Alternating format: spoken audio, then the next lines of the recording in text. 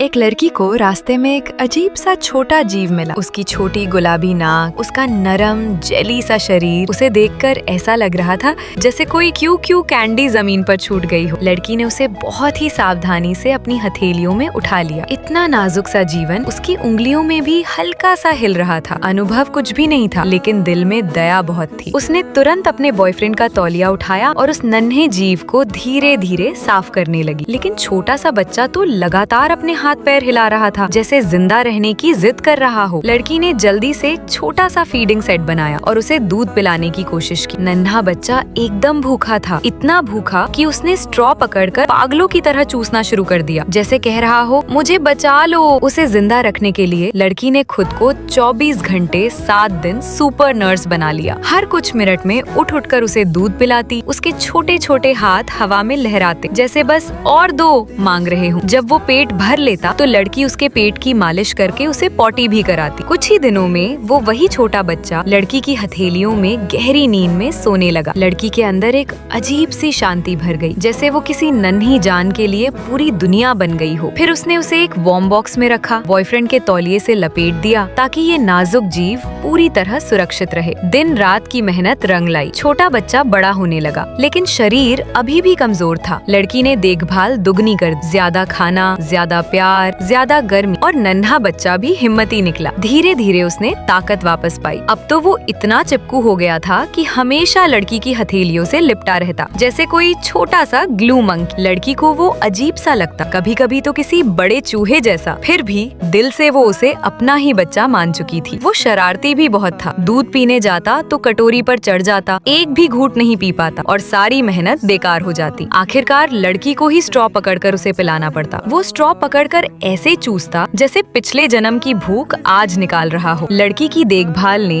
उस अजीब से जीव को एक प्यारे से सफेद चूहे में बदल दिया। ऐसा क्यूट कि लड़की खुद को रोक नहीं पाती, बार बार उसे प्यार करने लगती। हालांकि उसका स्वभाव थोड़ा तुनकक मिजाज था। छोटी छोटी मुट्ठियां हिलाता, मानो कह रहा हो बस करो, लेकिन लड़की के हाथ लगते ही कुछ ही सेकंड में सो जाता। समय के साथ उसका बेबी फर झड़ने लगा और उसकी नई चमकीली फर आ गई, इतनी खूबसूरत कि देखने से मन न भरे। लड़की का प्यार हर दिन बढ़ता गया। उसे खाने पीने का पूरा ख्याल, एक आरामदायक छोटा सा घर और ढेरों खिलौने। उसके नाखून काटना, उसे संवारना, छोटा सा मेकओवर देना। वो बड़े चूहे से अब एक प्यारी लिटिल प्रिंसेस बन चुकी थी। लड़की ने उसे अकेला न लगे, इसलिए एक छोटा खिलौना कार भी खरीद दी। अब वो अपने कार में पूरे घर में घूमती रहती। लड़की रोज उसे बाहर टहला कर लाती। नन्हे को दुनिया बहुत रोचक लगती, लेकिन बस एक आवाज, एक पुकार, और वो भागकर लड़की की हथेली में कूद जाता। इसी भरोसे पर उनके बीच गहरा रिश्ता बन गया। एक दिन वो काफी ऊंचाई पर चढ़ गया और नीचे कूदना चाहता था। लड़की ने बिना सोचे हाथ बढ़ा दिया और वो छलांग लगाकर सीधे उसकी हथेली पर आ गिरा। उस दिन से उन दोनों के बीच एक अनकही समझ बन गई। लड़की हाथ बढ़ाती और छोटा बच्चा उड़ता हुआ उसकी गोद में आ जाता। लड़की को तब समझ आया, वो सोचती थी कि वो एक जान बचा रही है, लेकिन असल में ये छोटी जान उसकी दुनिया को भर रही थी। दोनों ने एक दूसरे में अपना सबसे नरम, सबसे सुरक्षित घर पा लिया था।